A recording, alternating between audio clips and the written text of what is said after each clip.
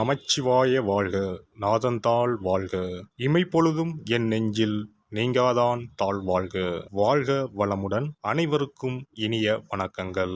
நிகழும் ஸ்ரீ மங்களகரமான விசுவாச ஆண்டு ஆவணி மாதம் 16ஆம் நாள் திங்கட்கிழமை அன்று நவமி திதியில் கேட்டை நட்சத்திரத்தில் விஸ்வகம்பம் நாமயோகத்தில் பாலவம் கர்ணத்தில் சித்தயோகம் கூடிய நன்னாளில் இந்த சீர்மிகு செப்டம்பர் மாதம் பிறக்கிறது.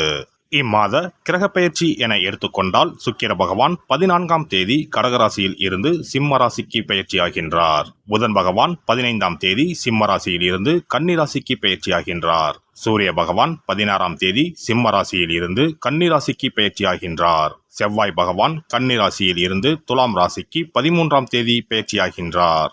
இந்த கிரக மாற்றங்களால் உங்கள் வாழ்வில் இம்மாதம் ஏற்படக்கூடிய சுப மற்றும் அசுப பலன்கள் என்ன என்பதனையும், அசுப பலன்கள் ஏற்படுமாயின் ராசிக்காரர்கள் செய்ய வேண்டிய பரிகாரம் என்ன என்பதனையும், வணங்க வேண்டிய தெய்வம் யார் என்பதனை பற்றியும் விரிவாக காண்போம். பிறக்க போகும் இம்மாதத்தில் உங்கள் வாழ்வில் வளமும் நலமும் செல்வ செழிப்பும் பெற்று வாழ்வில் உயரிய நிலையை அடைய எல்லாம் வல்ல எம்பெருமானை வேண்டி விரும்பி கேட்டுக்கொள்கிறேன். கும்பராசி அன்பர்களே, இந்த மாதம் அறிவுத்திறமை கூடும். சில முக்கிய முடிவுகள் எடுப்பதன் மூலம் நீண்ட நாட்களாக இருந்து வந்த பிரச்சனைகள் தீரும். இனிமையான பேச்சின் மூலம் எதிலும் வெற்றி காண்பீர்கள். வீண் குற்றச்சாட்டிற்கு ஆளாக நேரலாம். கவனமாக இருப்பது நல்லது. மற்றவர்களின் செய்கையால் கோபம் ஏற்படலாம். நிதானம் தேவை. வழக்குகளில் சாதகமான போக்கு காணப்படும். வீடு மனை ஆகியவற்றை வாங்குவதற்கு இருந்து வந்த தடைகள் நீங்கும். தொழில் வியாபாரம் எதிர்பார்த்த அளவு லாபம் தராவிட்டாலும் வருமானத்திற்கு குறைவிருக்காது. தொழில் விரிவாக்கம் செய்யும் திட்டத்தை தள்ளி போடுவது நல்லது.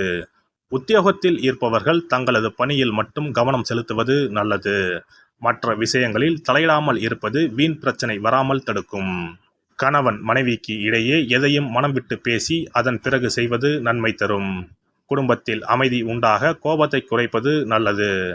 பெண்களை பொறுத்தவரை அறிவுபூர்வமாக செயல்பட்டு சில முக்கிய முடிவுகளை எடுப்பதன் மூலம் நீண்ட நாட்களாக இழுபறியாக இருந்து வந்த காரியம் நிறைவேறும்.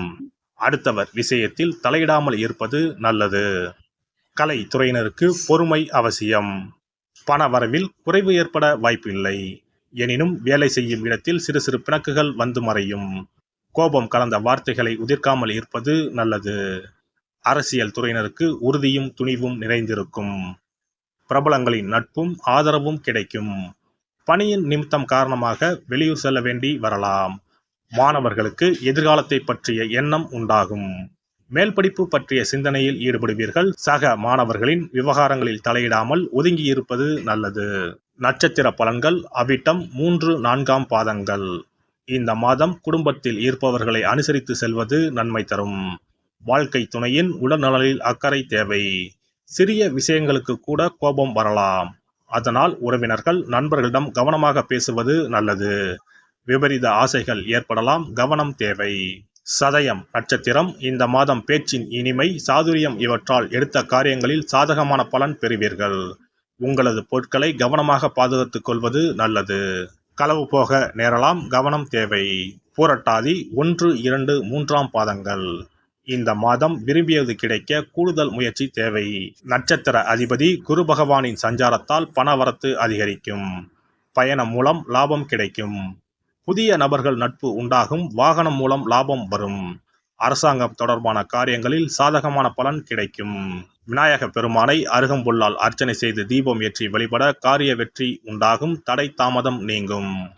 சிறப்பு பரிகாரம்.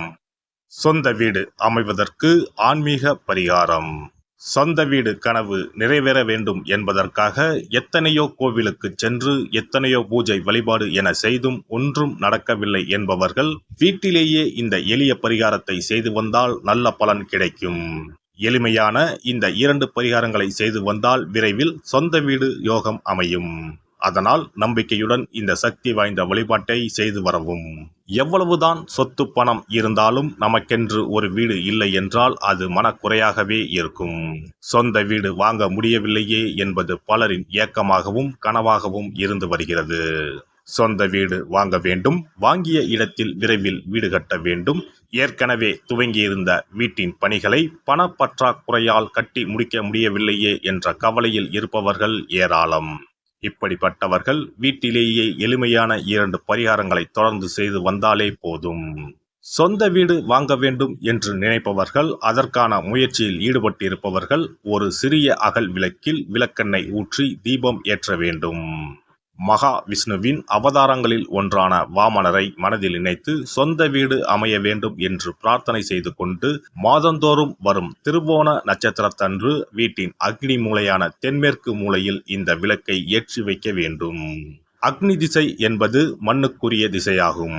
அதாவது அங்காரகன் எனப்படும் செவ்வாய் பகவானுக்கு உரிய திசை இதுவாகும். 3 அடி மண் கேட்டு 3 உலகையும் அளந்தவர் வாமனன். அதனால் அவரை நினைத்து பால் பாயசம் நிவேதனமாக படைத்து வழிபட்டு வந்தால் விரைவில் சொந்த வீடு யோகம் அமையும். மற்றொரு பரிகாரமாக வீட்டில் பயன்படுத்தும் காமாட்சி விளக்கு அல்லது கஜலட்சுமி விளக்கு அல்லது வழக்கமாக பயன்படுத்தும் ஏதாவது ஒரு விளக்கை எடுத்துக்கொள்ளுங்கள். விளக்கை சுத்தம் செய்து மஞ்சள் குங்குமம் வைத்து வாசனை மிகுந்த வெள்ளை நிற பூக்கள் சாற்றுங்கள். பிறகு 5 ரூபாய் நாணயத்தை விளக்கிற்குள் போட்டு நெய் அல்லது எண்ணெய் ஊற்றுங்கள்.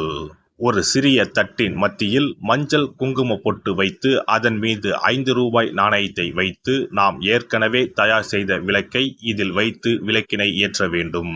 தினமும் காலையில் 6 மணி முதல் 7 மணிக்குள் இந்த விளக்கை ஏற்றி வந்தால் விரைவில் வீடு கட்டுவீர்கள்.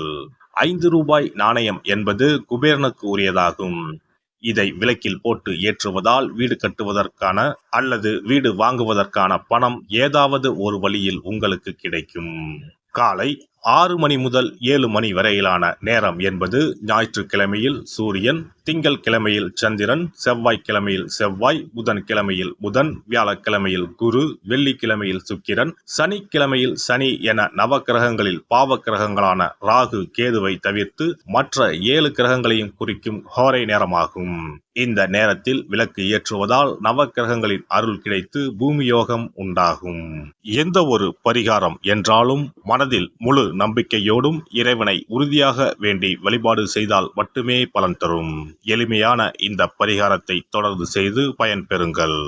எல்லாம் வல்ல இறையருளால் நீங்களும் உங்கள் அன்பு குடும்பமும் உடல் நலம், நீலாயுள், நிறை செல்வம், உயர் புகழ், மெய்ஞானம் ஓங்கி வாழ்க வளமுடன். இந்த வீடியோ பதிவு உங்களுக்கு பிடித்திருந்தால் லைக் பண்ணுங்க, கமெண்ட் பண்ணுங்க, ஷேர் பண்ணுங்க, மறக்காம சப்ஸ்கிரைப் பண்ணுங்க, பக்கத்துல இருக்கிற பெல் பட்டனை கிளிக் பண்ணுங்க. நன்றி, வணக்கம். ஓம் நமச்சிவாய. சிவாய நம.